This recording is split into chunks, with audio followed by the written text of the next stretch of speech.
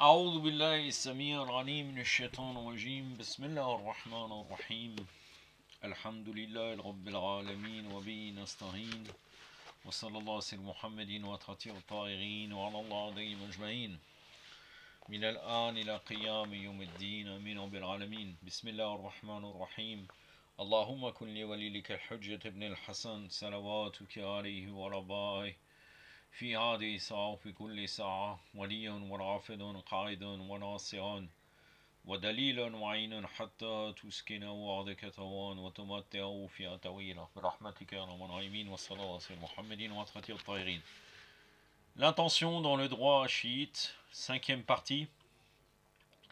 Là, je vais commencer par vous lire un passage de la Risalat al-Niyya de Fakhr al-Muhaqqiqin, le fils de Muhaqqiq al-Ali, Radwanullah alayhima.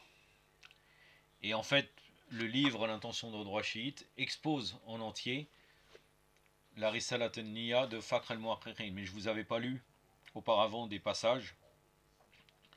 Dans cette série de 6 épisodes de vidéo, c'est le seul moment où je vais vous lire un passage de lui. Puis par la suite, Brigitte Lacombe Faher le commande d'une très bonne manière. Donc je me concentrerai sur ça, Inch'Allah. Aujourd'hui, c'est un sujet très important qui nous permet de nous élever vis-à-vis d'Allah Azzawajal. C'est le fait d'illuminer nos actions à travers la niya. C'est-à-dire que là, des actions qui ne sont pas forcément directement concernées par la charia, à travers l'intention intérieure bien entendu, on peut donner un caractère religieux. Donc à la fin de Risalat al-Niyya, Fakhr al-Muhaqqiqin nous dit, là il cite différentes dispositions, et par la suite le texte est terminé en réalité. Il a terminé à travers cela. Je ne vous lirai pas des douras de fin, puisqu'à la fin il fait des douras. Je vais me concentrer uniquement sur la fin, sur les dispositions diverses. Je commence. L'intention de quête du savoir. Donc là, je me mets en quête du savoir en vertu du caractère recommandé de cette action pour me rapprocher d'Allah. Donc là, à ce moment-là, on doit se dire, je fais ça pour Allah Azzawajal. L'intention de salutation d'un croyant, je salue les croyants. C'est-à-dire que là, on doit relier le fait de saluer les croyants au fait que ça soit religieux, en vertu du caractère recommandé, puisque le fait de saluer en premier, c'est recommandé. L'obligation est dans la réponse au salut. Je salue les croyants en ce croyant ou ce croyant en vertu du caractère recommandé de cette action pour me rapprocher d'Allah. L'intention de visite d'un croyant. Je rends visite à ce croyant en vertu du caractère recommandé de cette action pour me rapprocher d'Allah. L'intention de regarder le visage d'un savant. Je regarde le visage de ce savant en vertu du caractère recommandé de cette action pour me rapprocher d'Allah. Bien entendu, un savant qui nous rapproche du divin. Malheureusement, de nos jours, ça devient très très difficile de trouver ce type de savant. Allahumma jalla wa lakal faraj. Tout ça, ilahi amin. L'intention d'aide aux croyants. Je viens en aide à ce croyant en vertu du caractère recommandé de cette action pour me rapprocher d'Allah. Dans le cas des efforts déployés en vue d'aider un croyant, l'intention est je fais tout mon possible pour aider ce croyant en vertu du caractère recommandé de cette action pour me rapprocher d'Allah. Encore une fois, ce n'est pas la peine de la formuler même mentalement, c'est de savoir à ce moment-là qu'est-ce qu'on fait et pourquoi on le fait, relié à la religion. On sait que c'est recommandé de toute façon. L'intention de prendre place dans une assemblée où sont réunis des savants, ou dans des lieux où sont effectués des actes cultuels. Par exemple, certaines océnias ou la mosquée, bien entendu. Je prends place dans cette assemblée ou en ce lieu en vertu du caractère recommandé de cette action pour me rapprocher d'Allah.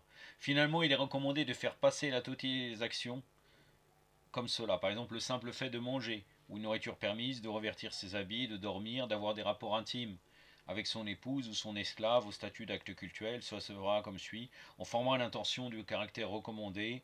On remerciera Allah le Très-Haut, on dira je remercie Allah pour ses bienfaits en raison du caractère obligatoire de ce remerciement pour me rapprocher d'Allah. Puis on effectuera une prosternation de remerciement en disant j'accomplis une prosternation de remerciement en vertu de ce caractère recommandé pour me rapprocher d'Allah. C'est-à-dire que le meilleur, puisque en fait la meilleure manière de remercier Allah Azzawajal, c'est aussi de remercier pour ce bienfait, à travers notamment la meilleure chose, la prosternation. L'intention de psalmodie du Coran, je psalmodie le Coran en vertu de ce caractère recommandé pour me rapprocher d'Allah. Il en est de même de l'intention d'écoute de la psalmodie du Coran et des hadiths rapportés du prophète sallallahu alayhi wa alayhi, et de sa famille alayhi salam ajma'in, et des imams, donc des imams. Sa famille, c'est les imams. On formera l'intention pour chacun de ces actions du caractère recommandé de la proximité divine, pour se rapprocher toujours d'Allah. Je tiens quand même à dire que pour ma manière personnelle, c'est très très rare que je le fais. Hein, pour éviter de me dire j'ai parlé, et en fait je n'applique pas. Là je vous expose un sujet, j'essaie toujours d'exposer des sujets que j'essaye d'appliquer, mais en l'occurrence c'est très rare que j'arrive à penser cela. Je ne dis pas que de temps en temps c'est pas possible, et ça nous illumine, sincèrement, c'est vraiment très utile, mais je ne le fais très très rarement. Donc là, Brigitte Lacombe-Facher, l'auteur de ce livre, hein, elle dit: cette extension du domaine de l'intention est tirée entre autres d'un hadith du prophète sallallahu alayhi wa alayhi, dans une de ses recommandations à Abu Dharr al-Ghifari, le fameux compagnon du prophète sallallahu alayhi wa alayhi, wa alayhi salam ala Abu Dharr al-Ghifari, qu'il y ait dans tout ce que tu fais une intention, serait-ce de même le simple fait de dormir ou manger. Ça c'est dans Wasaïl al-Shira, le volume 1, le chapitre 5 et 6, les préliminaires aux actes cultuels, page 48. Donc là, le chapitre Bab 89.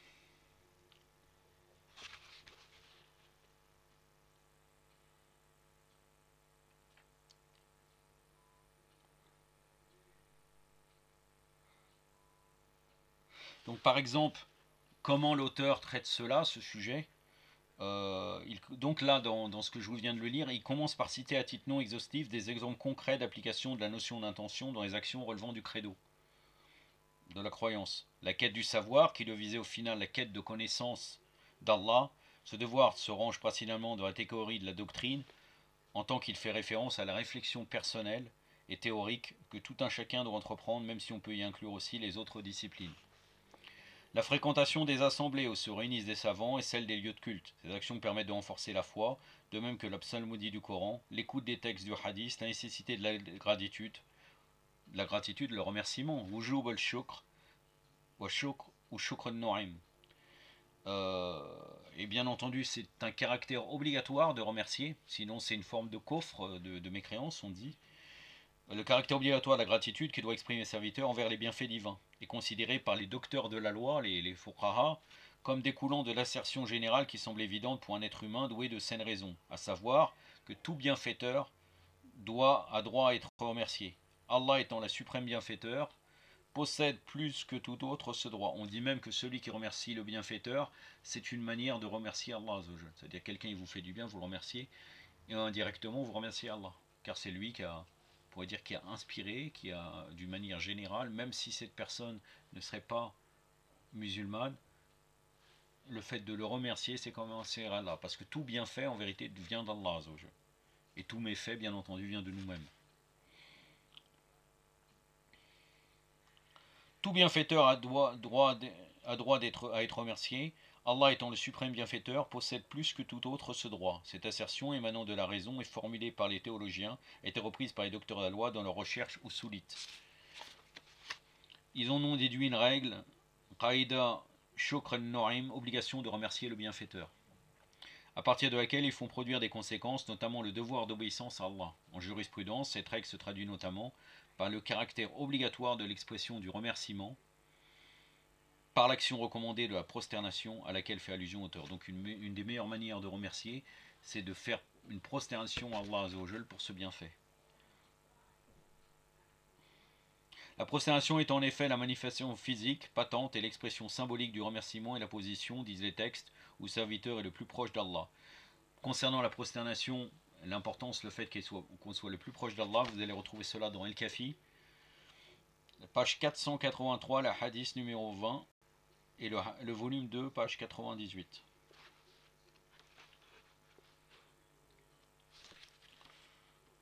Non. Maintenant, au niveau de la jurisprudence ou pratique religieuse, la lecture du Coran, la présence dans un lieu de culte, la prosternation, la quête du savoir qui mène à la connaissance du licite et de l'illicite. Donc là, on revient à ce que dit Fakhr al-Mu'akhkhirin. On catégorise ce qu'il a dit dans ce bref passage que je vous ai lu. Au niveau de la morale aussi, l'adresse des salutations entre les croyants, l'aide qu'il leur a apportée, les simples efforts prodigués pour leur venir en aide, la visite qui doit leur être rendue. Enfin, au sein de la dernière catégorie, l'adab, donc là le bon comportement, le fait de regarder le visage d'un savant, acte qui est compté au nombre des adorations, se rendre à une assemblée savante, l'écoute attentive de la lecture du Coran, se parfumer pour prier, etc., etc., etc. Tous ces exemples ont trait à ce qui concerne l'adab avec les créatures d'Allah. Pour ce qui concerne l'adab avec Allah, Al-Jabiri, et lui, qui est dénommé le meilleur comportement, le plus grand, et l'adab al-akbar, ce sera d'accomplir toutes les actions permises dans l'intention de se rapprocher d'Allah. Ça, vous allez le retrouver dans El-Niya wal Amal de Al-Jabiri, à la page 619. L'auteur en donne des exemples, ce sont les actions comme manger, boire, et tout autre acte imaginable de la vie, même le plus trivial, effectué avec cette intention de rechercher la satisfaction divine. L'auteur cite l'intention respective de chacun de ces actes, donc là c'est Fakhr al-Muhaqqiqin qui cite, l'une à caractère obligatoire, la quête de la connaissance religieuse, et les autres à caractère recommandé. Pour la dernière catégorie d'actes, ceux de la vie ordinaire qui nous intéressent ici, l'auteur cite une intention différente. C'est une intention de gratitude pour les bienfaits divins,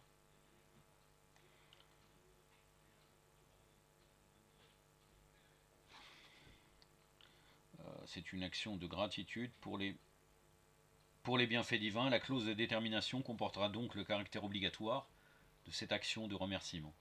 Dans ces actes ordinaires, c'est la personne elle-même et non plus le législateur divin qui, par une action volontaire et libre de création, qualifie par ses ajouts d'intention son action ordinaire. Donc cette action ordinaire, elle va être illuminée par cette intention, qui à la base était un acte mouba, autorisé. On a le choix de le faire, on ne le fait pas, et on n'est ni récompensé, ni on est châtié de le faire ou de ne pas le faire. En fait, c'est un acte neutre, mais on peut être récompensé par notre intention. Son action ordinaire, pour l'inclure dans la catégorie des actes cultuels recommandés, donc les actes cultuels recommandés, comme vous savez très bien, les recommandations, on n'est pas obligé de le faire, mais on est récompensé si on le fait. C'est pour ça que là, on illumine nos actes. Parce qu'un acte qui était à la base autorisé devient quelque chose qui deviendrait une recommandation et qui serait récompensé.